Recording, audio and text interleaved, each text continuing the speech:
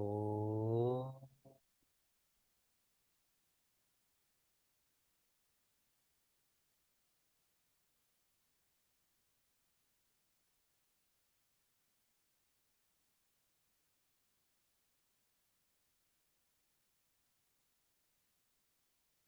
Oh.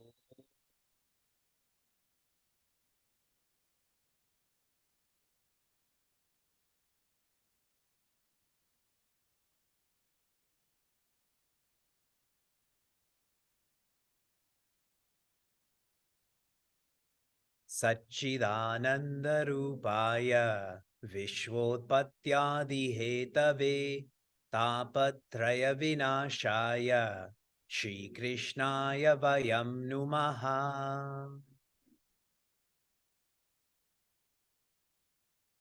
Janmadhyasya yatonvayaditarataschaarteshvabhignaswarat Tene brahmahridaya adikavaye muhyanti yatsurayah Tejo vari mridam yatha vinimayo yatra trisargo mrisha Dhamna svena sada nirasta kuhakam satyam param dhimahi Dharma projita ketavotra paramu nirmatsaranam satam Vedyam vastavamatra vastu shivadam tapatrayon mulanam Srimad Bhagavate Mahamunikrite Kim va parerishwaraha Sadyo hridyavarudhyate trakritibihi Shushrushubistatchana.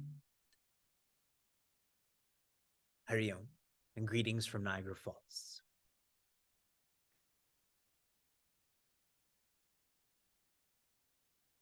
We are taught by those who are wise that we should use samsara to reach Bhagwan.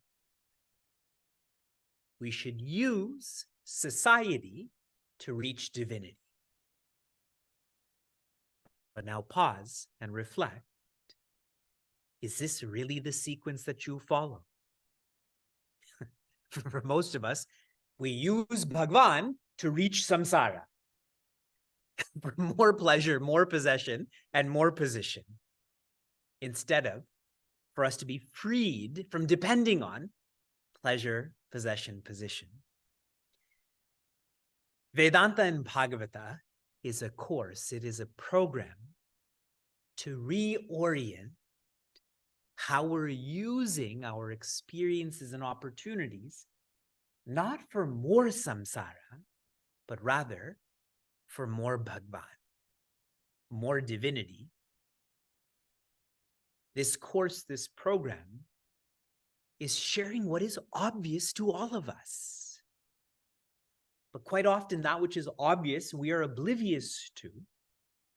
So again, we are trying to see what is obvious so we can live accordingly. Those who thrive on being an intellectual are really those who deflect or escape.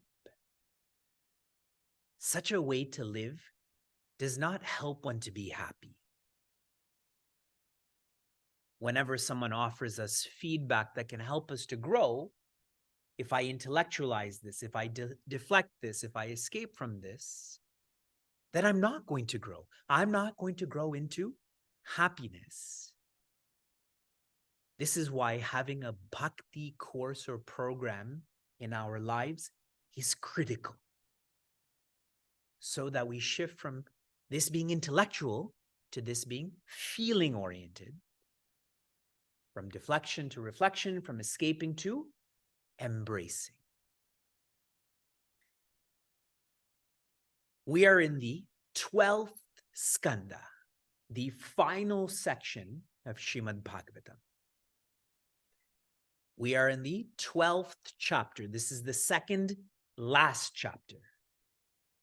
In this chapter itself,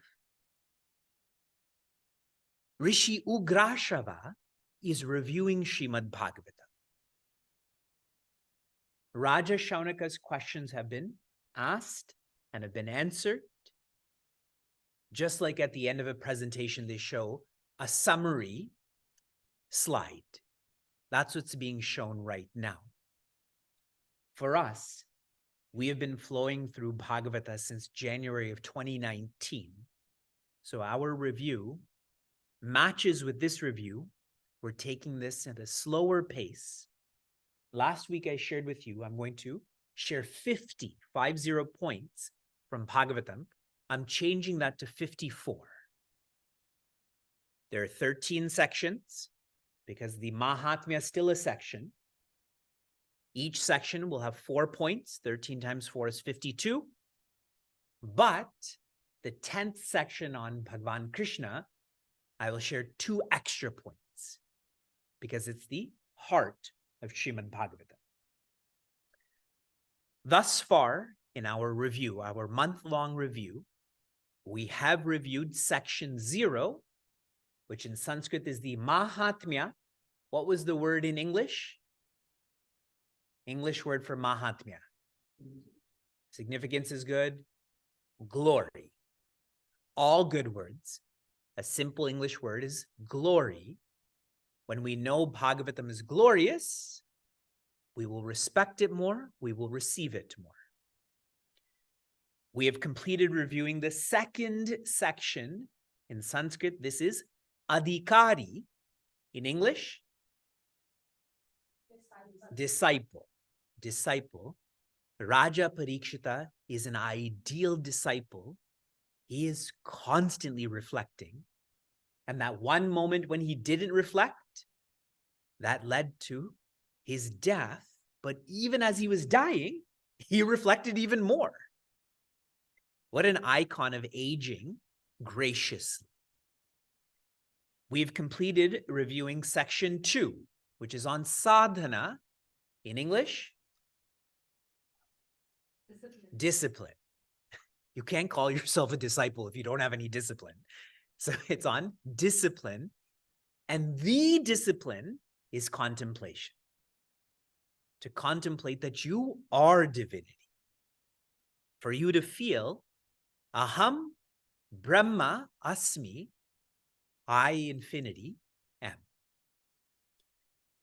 We continue into the third section. In Sanskrit, sarga. Sarga. In English, creation. Creation, basic creation, fundamental creation. I'm trying to use one English word for each of these sections. So we will proceed with creation. In the 12th section, in the 12th chapter, this is the verse that Ugrashava shares as his review. This is verse 9.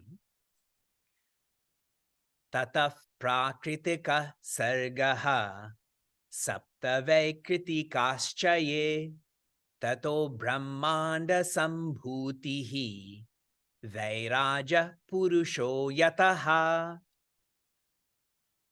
In chapter 12, verse 9, the contents of the whole third section is reviewed.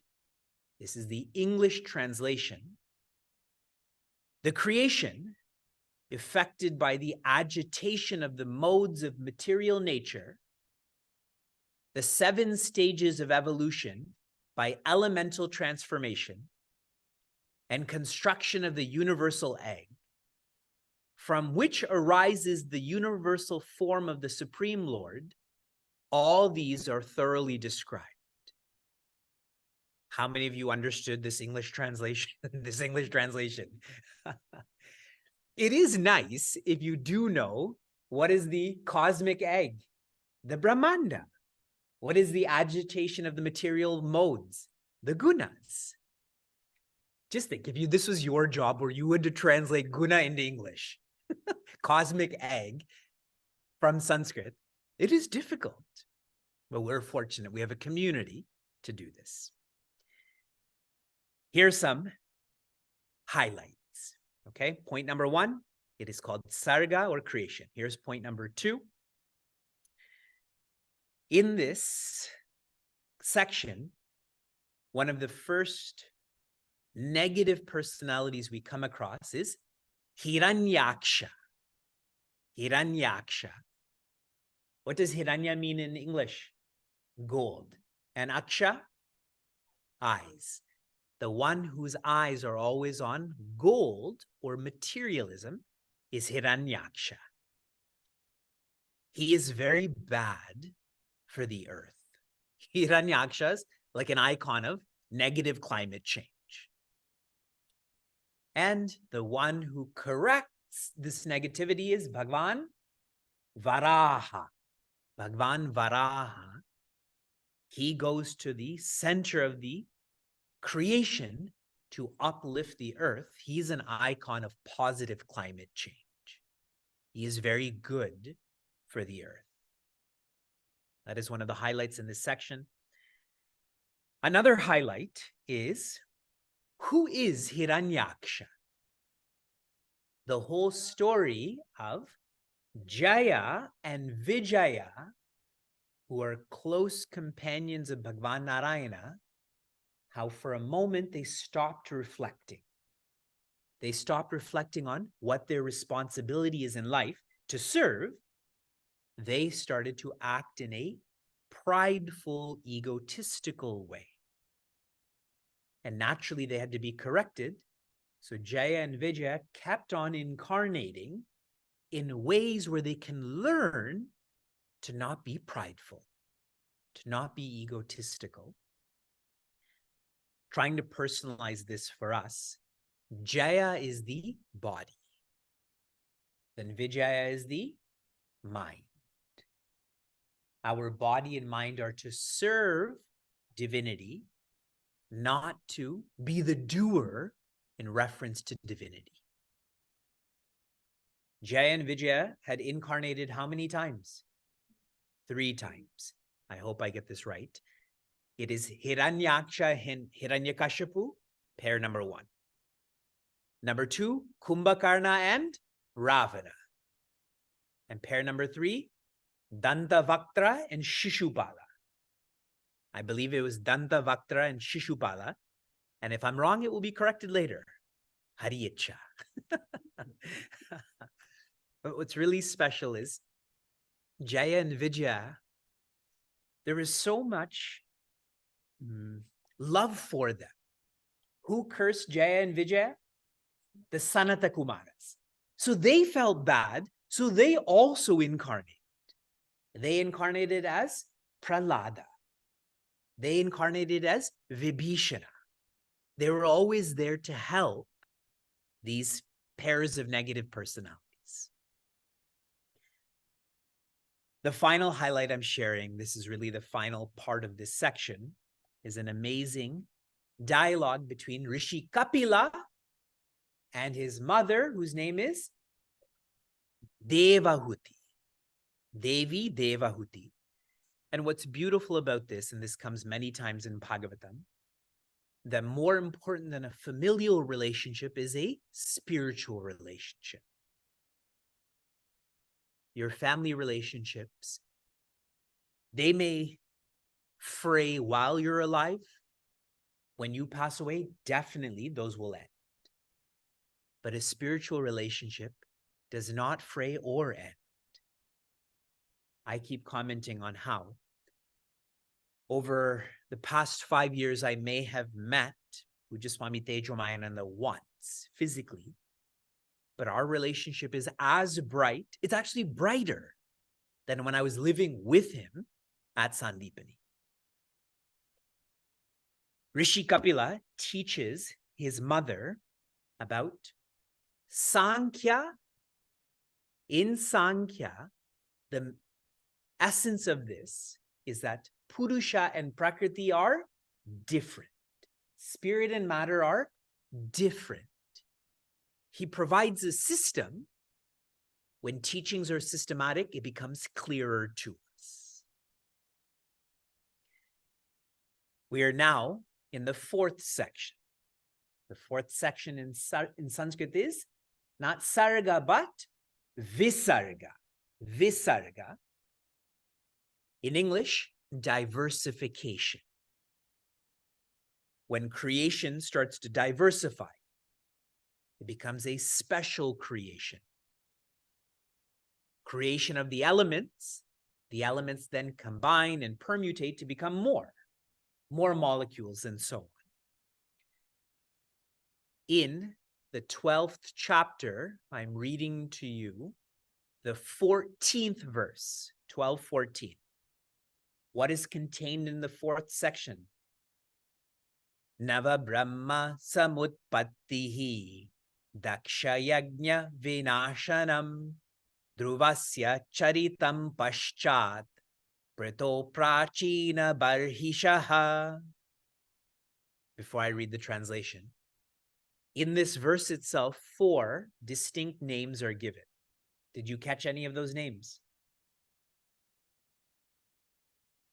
In this chapter, we have lots of details on Daksha, on Dhruva, on Prithu, and Prachina Barhashi. Okay? I'll read the translation and explain more. Also described are the children of the 9 great Brahmanas, the destruction of Daksha's sacrifice, and the history of Dhruva Maharaja, followed by the histories of King Prithu and King Prachina Barhi, as well as the discussion between Prachina Barhi and Narada, and so on. The 4th section describes the Purusharthas. The whole structure of the 4th section revolves around the purposes in life.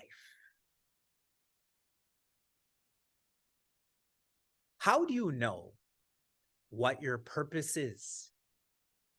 You know your purpose when you complete that purpose, you have no other purpose. Just like, how do you know you've reached your destination? You turn your GPS off, correct? So though our scriptures talk about having 4 purposes, there's only really one purpose.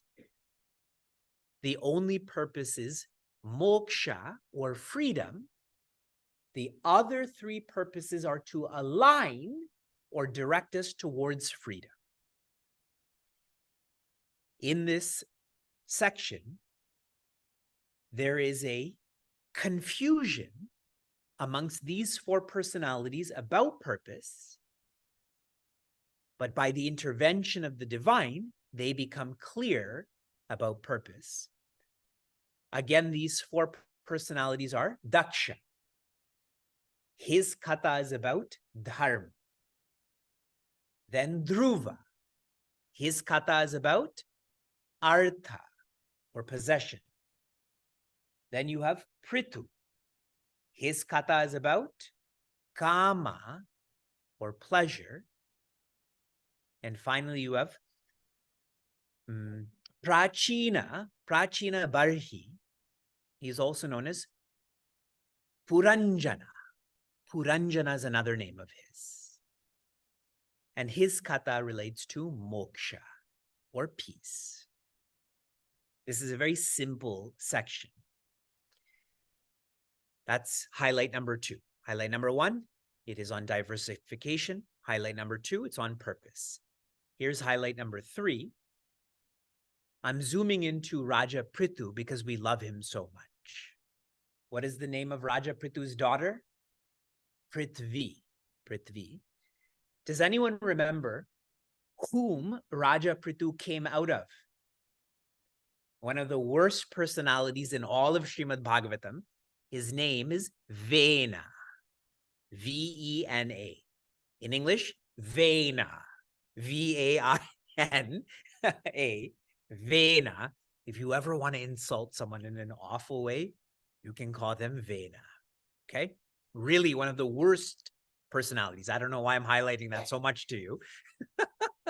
But from Vena came Prithu. And when I had taught this, I had shared, you can even find the positive from the most negative. You can.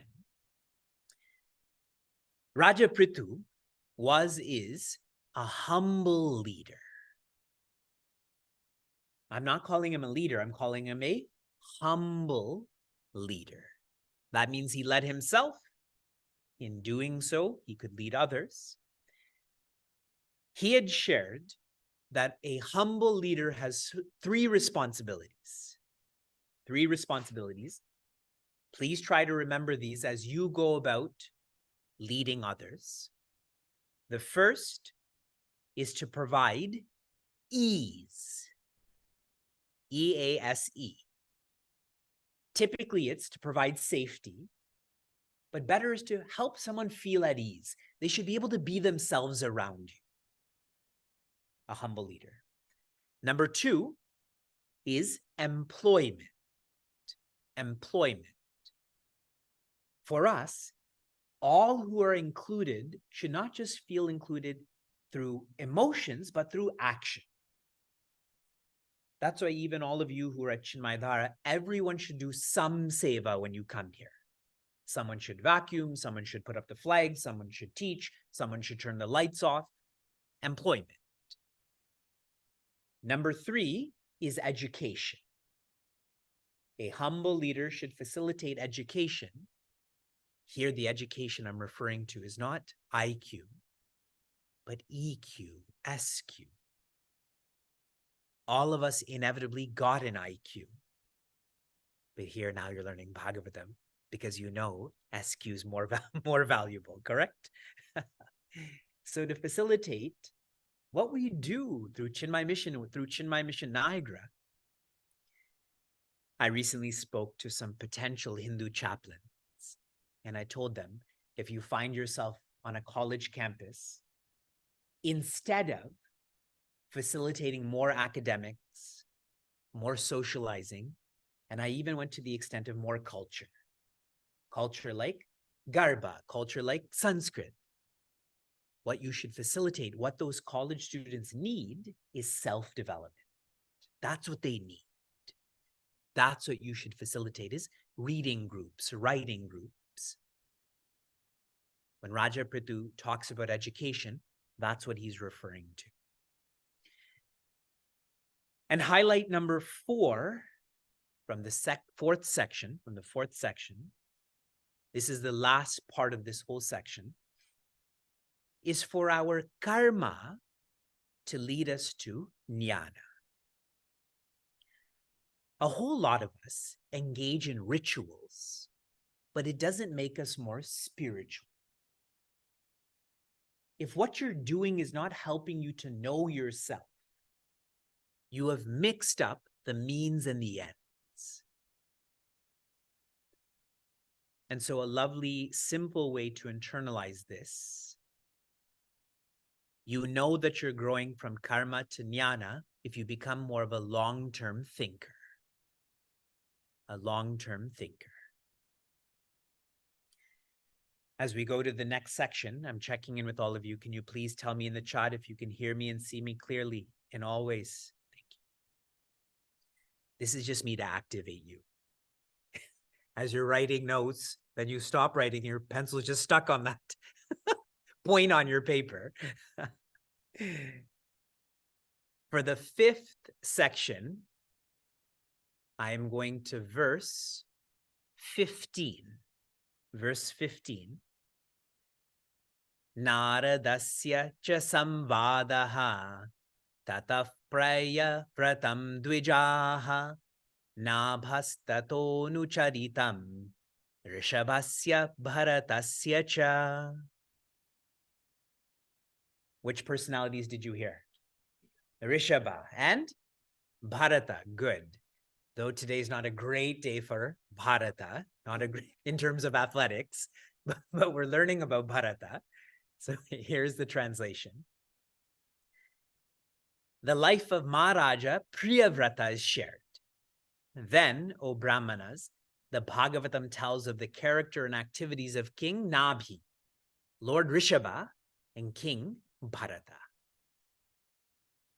This 5th section, here is your first highlight.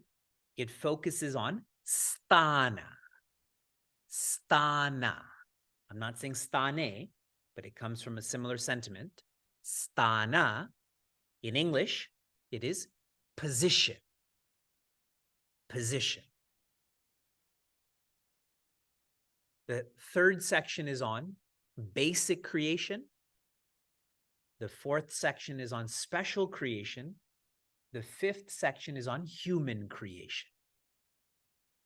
It is creation whereby humans can live and thrive. Position. The second highlight is the personality that we are introduced right at the beginning to in this section is Rishabha, now popularly known as Rishabha Deva.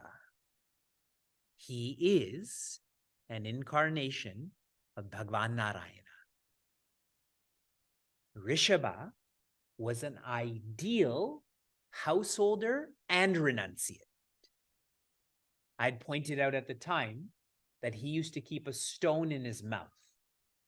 And the reason he would keep a stone in his mouth is he'd have to be more careful when speaking and more careful with eating. And when I had taught this, I challenged you to do the same in a non-legal way. That if anything happened to your teeth, that I'm not responsible for that. And he had a son whose name was Bharata. And he was so great that the country he lived in came to be known as Bharata. It is from Rishabha to Bharata to Bharata. What's unique about Bharata, unlike his father who was already perfect, Bharata made mistakes. One of his most significant mistakes is that he got attached. Do you remember what he got attached to? A deer. A deer. So he was called Jada Bharata, the one who was attached to that which is not important, but he learned not to be attached. So he too became perfect. And that's why it's important to know of such personalities, that we're not born perfect, but through practice we can be. Highlight number 3 from this section is there are a lot of details about the waters of this multiverse, about the lands of this multiverse, specifically Earth. And what we can reflect on from this is that our multiverse and Earth is well designed. The tectonic plates, the height of Mount Everest, the fact that we can survive on water and breathe oxygen is all well designed. If you know an entity is well designed, don't you take care of it better?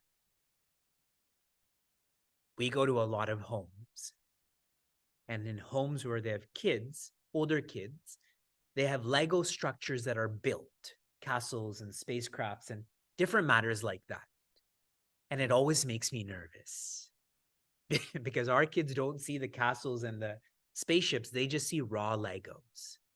So the well-designed has to turn into raw Legos for them.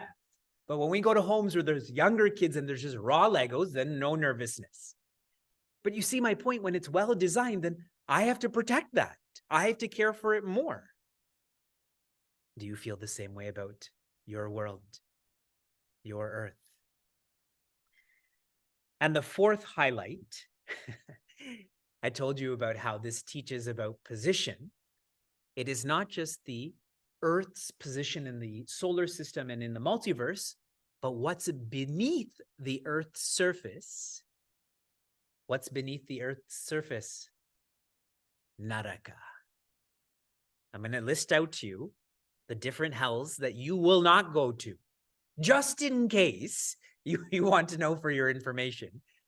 It's like when you buy lottery tickets, I think you know you're not going to win, but you still visualize if you won, you would donate this much to Vivekji. That will be number 1, correct? So here are the different names of what's below the surface, from closest to farthest. The first level of Naraka or hell is called Atala. Atala. Next is Vitala. Next is Sutala. Next is Talatala. Next is Mahatala. And this one we hear often. Rasatala. And the final, what did I miss? Patal. Patal. So now, if you forget what I was talking about today, you learned about Vena and you learned about Patala. So when you interact with people you don't like this week, you can remember these. Okay, let's do one more section. Okay, we have a holiday next week, so let's cover section 6 also. This puts us at more than half of Srimad Bhagavatam. The first highlight is this is called Poshana. In English, lots of words, but we will use the word grace. This is one of my favorite sections because the people in this section don't deserve grace, but they got it anyways. And why it's one of my favorites, because I don't feel I deserve the grace that I have, but I got it anyways. I'm reading verse 17. When I make statements like that, you're all supposed to say, no, Vivekji, you do deserve this. How come you're all agreeing with this? Daksha janma prachetobhyaha tat putrinam cha santitihi yato devasura naraha tiryan naga kagadayaha. The rebirth of Prajapati Daksha as the son of the Prachetas, the progeny of Daksha's daughters, who initiated the races of the semi-gods, demons, human beings, animals, serpents, birds, and so on. All of this is described in this section. Okay. Another word for Poshana is Kripa. Another word for Kripa is Anugraha. Poshana means grace. Other words for grace are Kripa and Anugraha. How does grace come into our lives? It's another word that sounds like Anugraha. What is that word? Nigraha. The more you live by discipline, the more you will find your life becomes easy. Is there anyone who disagrees with that? I don't see how you can disagree with that. The more indisciplined you are, the harder life becomes. So the way that we can initiate this flow of grace, it starts with swakripa. When you start to live by discipline, you are gracing yourself, which then triggers one's Sadguru Kripa. If you're a great disciple, then your master is going to give you more opportunities, correct? Which initiates Shastra Kripa. The more close you are to your guide, the more close you become to the map also. Which then initiates Bhagwan's Kripa or Ishvara Kripa, God's grace. Okay? So when you engage in your own discipline, grace flows into your life, giving you one more distinction between Kripa and Anugraha in this section. Kripa is general grace, Anugraha is specific grace. Specific grace, when you engage in specific disciplines, your life in general will become easier. Everyone's clear about that? I hope so. Here is highlight number 3. I've given you the title. I talked about Anugraha. Highlight number 3 is, which personality didn't deserve grace in this chapter but got grace? Ajamila. As Ajamila was dying, what came out of his mouth? Narayana. And who came to help him? Narayana. Another personality is Vritra. And I had mentioned when we studied this that Pujya Swami Tejomayananda's most favorite part of Srimad Bhagavatam is when Vritra, who's an asura, is speaking to Indra, who is a sura, saying, come and kill me. By you killing me, you will get pleasure, possession, position, but I will get peace. You will get Bhagwan's army, I will get Bhagwan. Now, what's special about Ajamila and Vritra, Ajamila used Bhagwan's nama, Vritra used Bhagwan's rupa. On the battlefield, Vritra was amazed by Bhagwan's rupa. And how we can learn from this is, most of us who take medicine don't know the composition of the medicine and how it works. But it still works, correct? If you have a headache and you take Tylenol or Advil, you don't know what it's made out of, but you still take it and it still works, right? That's Bhagwan's nama and rupa. You may not know how it works, but it works. So take it. Take it recklessly. And the final highlight is on, and this is the last section of this, last portion of this section, it is on Chitraketu, Raja Chitraketu. Do you all remember the story about him and his infant who was poisoned? I know, how can I tell you all of these details? But his infant was poisoned. He was at the funeral and he asked Rishi Angiras and Rishi Narada to pull back the jivatvam, or the ego of his infant who was dead. And they cautioned him, are you really sure you want to interact with this jiva? And in his attachment, he said yes. And so this jiva came out of the body, and Raja Chitraketu said, my son, why have you left me? I'm your father. And what did this jiva say? Which father? Which father are you? That this jiva has had millions and really billions of fathers. Which one are you? And that really put Raja Chitraketu in his place. We tend to think we're the most important person in another person's life. That's attachment. So in this dialogue, what Raja Chitraketu learned, and hopefully we're learning, is to not be attached, not just because I said it, but it doesn't make sense to be attached. This body you have right now, even if you're 70 years old, you've had 10 of the same bodies. Now you start putting in lifetimes, you've had billions of bodies.